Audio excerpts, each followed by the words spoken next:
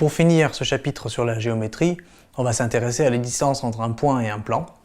Alors on va prendre un plan d'équation cartésienne ax plus by plus cz plus d égale 0, en se souvenant que a, b et c ne peuvent pas être tous nuls en même temps. Et on va considérer m, un point de l'espace, et on va noter xm, ym et zm, ses coordonnées. On va dire que la distance entre le point M et un plan P est en fait égale à la distance entre le point M et son projeté orthogonal MP sur le plan P. C'est-à-dire c'est la norme du vecteur MP. C'est-à-dire ce vecteur-là, si vous vous souvenez du dessin qu'on avait fait avant. Voilà. Et cette norme est donnée par valeur absolue de AXM plus BYM plus CZM plus D, divisé par racine carrée de A2 plus B2 plus C2.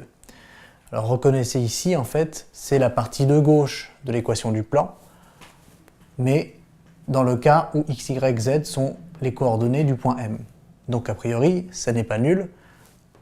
Un moyen de vérifier, c'est que si M appartient au plan, à ce moment-là, ça vaut 0. Évidemment, la distance de M au plan est nulle. Voilà. Ça permet de se souvenir du numérateur. Et au dénominateur, on a simplement racine de A2 plus B2 plus C2 avec A, B, C, les mêmes qu'ici. Voilà. Alors, pour une application directe, je prends un plan P dont on me donne l'équation et je considère un point M de l'espace. Je peux d'ailleurs vérifier que M n'appartient pas au plan P parce que si je mets X, Y et Z dans l'équation, je ne trouve pas 0.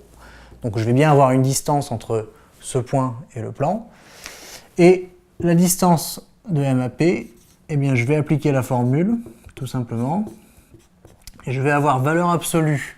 Alors j'écris le terme de gauche de l'équation du plan appliqué au cas où x, y et z sont les coordonnées du point M. Donc ça me fait 1 moins 2y fois 4 plus 3 fois moins 6 plus 5 hop, divisé par racine carrée de a au carré plus b moins 2 au carré plus 3 au carré.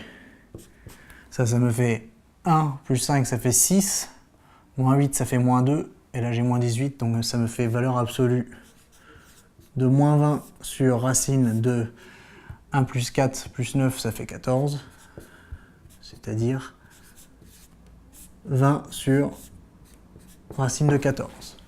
Voilà. Donc on a tout simplement à appliquer directement la formule. Attention à bien la connaître de tête, puisqu'elle n'est pas non plus évidente, et à bien remplacer au numérateur x, y et z par les coordonnées du point qui nous intéresse. Voilà.